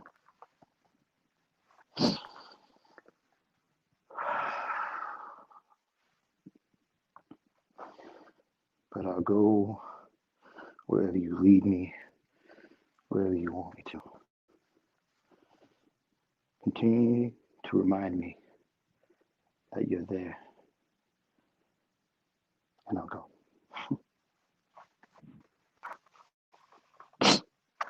Yeah. So that's my obedience prayer. On days, I was in a car accident my sophomore year of college. Actually, there was 3 back-to-back accidents. And in the midst of those head injuries, I wasn't able to speak complete sentences. I would forget what I was saying as I was saying it. So I would like write things down or talk really fast. I wouldn't forget what I was going to say before the thought was gone. And in the whole process, I learned to just write it all down, to put these verbal prayers on paper or on a typewriter. And I didn't know how to type. Oh Lord! I remember getting into an argument about what I believed with the college professor, and like walking out of class, going down the elevator to the library, straight to a computer, logged in, and began typing. And I didn't know how to type or play piano, but for some reason the words would come out like I was playing piano, and I just had to keep going and going until it was all out. And these pieces that I wrote, they got me through the next set of years and the next era, because there was so many instances for me just to give up and to stop and to just not be here. I was convinced that my existence didn't matter.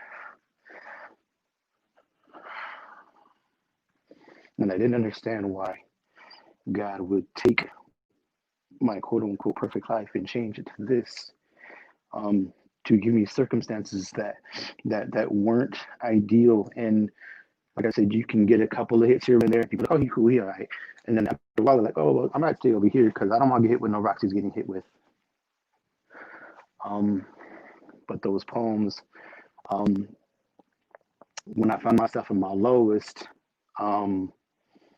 for some reason would come back to my head and remind me, like me from back then would remind me right now of where Bumi is. Remind me of the seed that I was designed to be. And the Ago piece was something I struggled with. If I'm being completely honest, I didn't even write it down. It was in the middle of a spoken word poetry play production thing, and I struggled with writing. I couldn't for weeks and weeks on end. They almost kicked me off the show. And what you heard was my obedience prayer. I literally put voice recorder on my phone. I put it in my pocket, and I just cried for the Lord, and that came out. So as much as I get tired of hearing it, for some reason, it always takes me back to that moment of complete surrender, where you're like, Lord, not my will, but yes, Lord, your will. I will. There's a determination that comes, the determination that comes from where you have to fight back. Not necessarily in the physical, but in the spiritual. It's like, no, I refuse to go back. I refuse to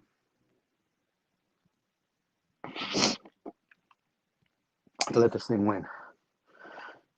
It becomes less of a personal problem for you because you begin to see it in others. Like, hold on, like you can punch me, but don't punch my kids.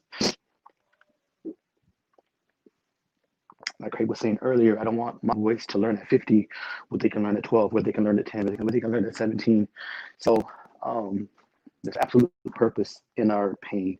There's absolute purpose in our struggle if we allow it to break the ground of our hearts, so that God would put His purpose, His seed in us, and so that we would carry out that which He has us to do.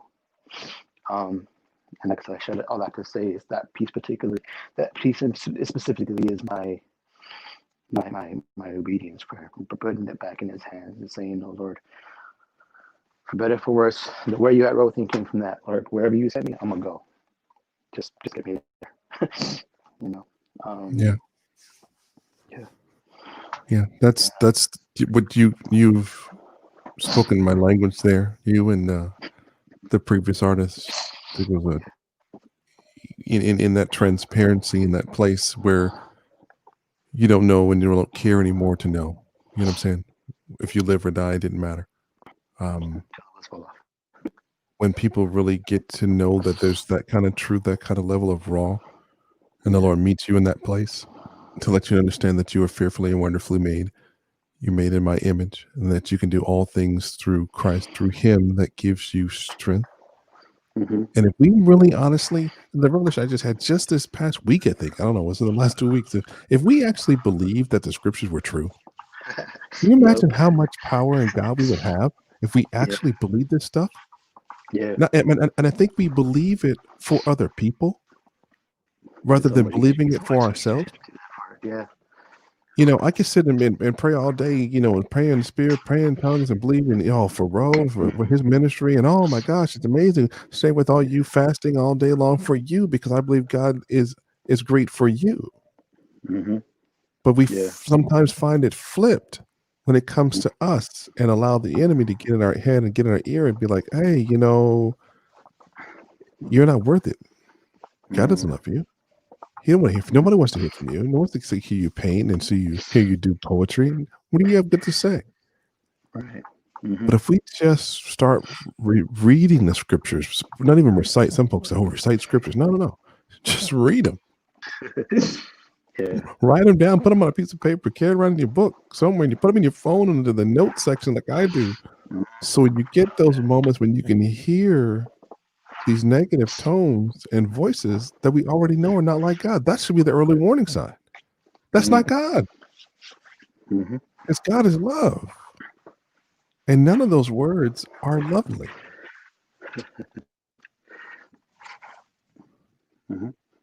That's why I think it's just so important that we do and continue to do events like that, continue to let our light shine, continue to walk out by faith and purpose.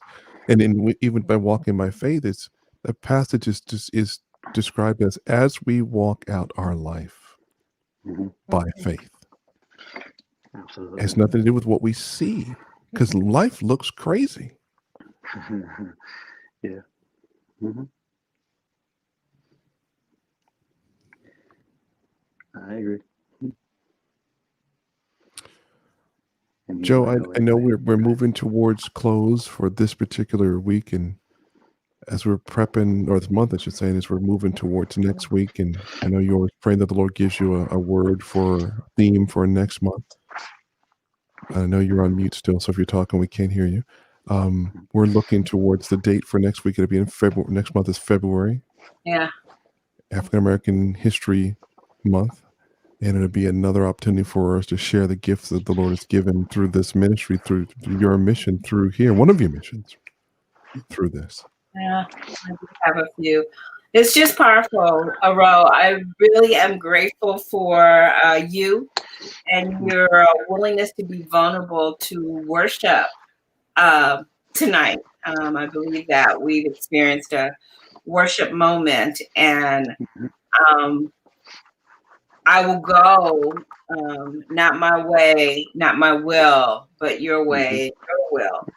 And I think that, it definitely coincides with the theme of new faith plus new hope will equal a new you. And the new you can be found when you recognize not your way, not your will, but His will, His way. And I know I've shared with Craig and others that I really don't know if I would even be doing what I did if I didn't just try. People were saying, "Oh yeah, you're a choreographer," and I'm like, going, "All right, sure." Thought they were being nice, and I cannot even explain how the things I do right now, which I can't explain, I'm able to do. But I've learned that if I just have faith, and it doesn't have to be a lot, I can do it. So when I started Juneteenth, just to show how I'm still growing, I refused to be in front of the camera. Refused. And, you know, almost said other not nice words. And for the first couple months, I was comfortable. I was happy that I was even talking. So that I figured that was a big enough step. But it became really clear that there was something more being requested of me. And so I remember, I don't know if it was August or September, and Craig was questioning, "You're gonna be in front of the camera and they're gonna see you? You're doing that?" And it's just, I just had to close my eyes and I just said, it is what it is, and this is what I'm supposed to do. And so it's right, you know, the first time is kind of rough, but then in time, by faith and hope, that a new you came out of me. And I don't even think twice about it, but I share that, you know, as Rose shared his poem of being obedient and being grateful for the times for what he's been through, that, you know, God was with me. And so the part that I love is that I'm still on my own learning curve. I still don't know everything. I know people say, "Oh yeah, if you're gonna do something, you need to talk to Joanne Hoy." And yeah, you can talk to me. I'll pray about it, and I'll share as much as I can with what I have. But I'm just open to it, and I've done it so many years now that even on Juneteenth last year, I had to remember, you didn't think you were a choreographer. Remember, you didn't think you were a playwright. Remember, you didn't think that, you know, you were a podcaster. Remember, you didn't think. It's a bunch of stuff I don't think. But by faith and hope in Christ, I've done all these things. And because of that level of obedience and his way and his will, I met people like Craig. I met people like Ro, and there's others that know me on such a different level, but it's through that. And so this is a new year and I wanted to do something new. And so I'm grateful to Craig and Ro, who, you know, kind of just drugged me along and just said, "We're just going to do this and this is how it's going to look." And I'm like, okay, I don't know what I'm doing. But again, his will, his way. And so I've been really blessed. And, you know, Ro is going to be back again with us in another event that we have this year. So you guys need to just come on back and check us out. Our next event, it will be Friday, February 19th. It's always the third Friday in the month. And when I put out my announcement or the event on Facebook specifically, I always invite artists to sign up to let me know that what they're going to do. And so you may see the event. I really encourage you to look for the link that you can step out on faith and share what God has given you. And you never know. And so one exciting person that did that tonight was Andy, because she was definitely like, "Well, I don't know. I don't think that's what I'm supposed to be doing." And from "I don't know, I don't think that's what I'm supposed to be doing," she just tried things just to see what it was like. And so then those are baby steps of faith. And so she left, you know, because she too was hiding behind her videos and other things. And so I know that this was a real big step for her, but she didn't back down. And we're still growing. We still have things that we're going through, but it's okay to be fearful, but not let it control you, because you miss out. You miss out on who is looking at you, and who maybe one needing to hear what you have to say to encourage them. So I'd like to thank Andi Mabina, one of my, as I call her, my Imani kids. And I'd like to thank Ro, my brother, and my creatives. The creatives are showing out as always. And of course, Craig, who, comes with me on my, as I call my ideas. I'm like, hey, maybe I should do it. We talk it out, and then you kind of see where we are tonight. So I'm grateful for those that are on. And again, if you have any questions, you can hit me up on Facebook Messenger. I'm happy to help whoever I can help.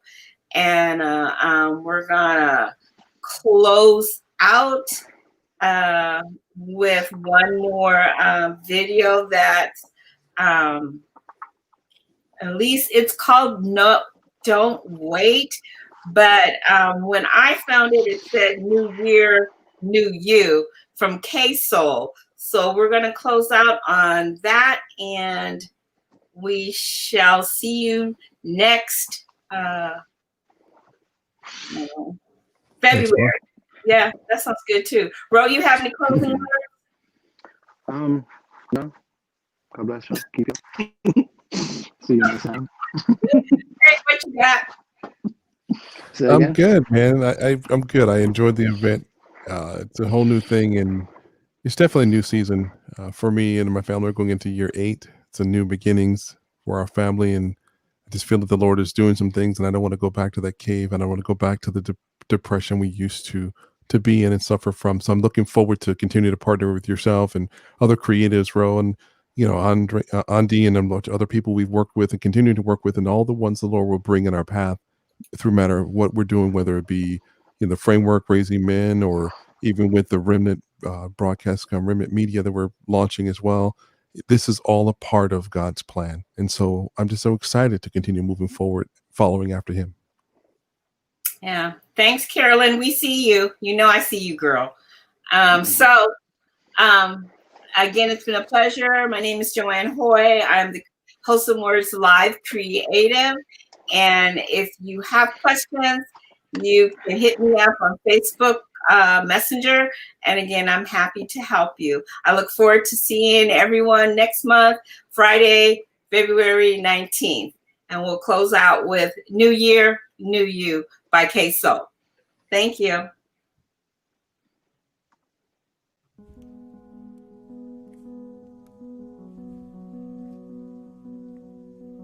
'Tis the season for new resolutions. What's yours gonna be this year? Are you gonna read more? Maybe start a revolution? Get on Facebook and be like, it's a new year, so I'm turning into a new me. And this time, I'm sincere, I'm turning over a new leaf. We say things like, I'm gonna lose weight, work out more, diet right, spend more time with my family, find a husband, find a wife, focus on my career until I rise to heights that I've never been before, until I'm as high as kites. I'm gonna travel, see the world, flight by flight, step out of my comfort zone to get high on life, cut negative people out to live in a more positive light, save more, spend less, invest to get my bank account tight, help the less fortunate, those who sleep under the stars at night, hoping the change gonna come like Sam Cooke on the mic.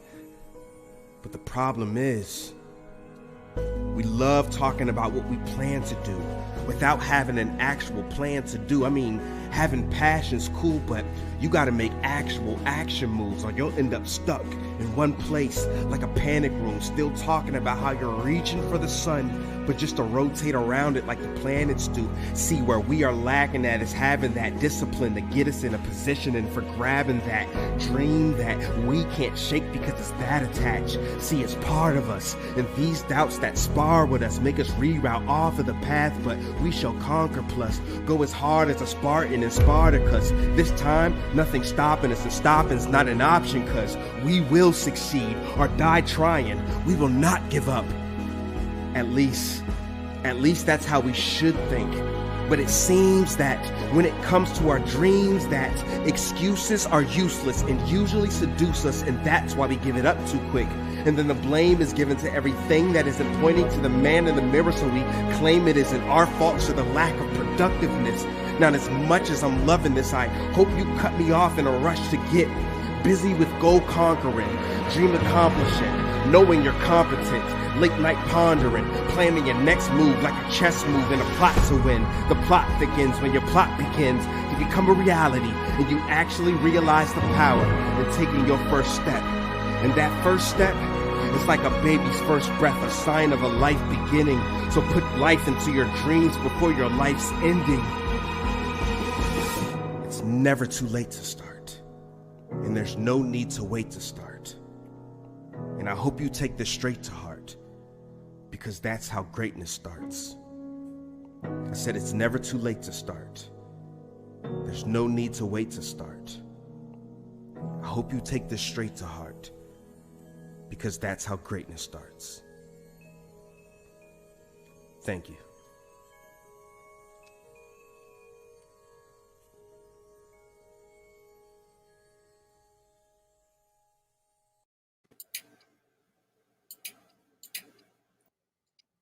Good night, everybody.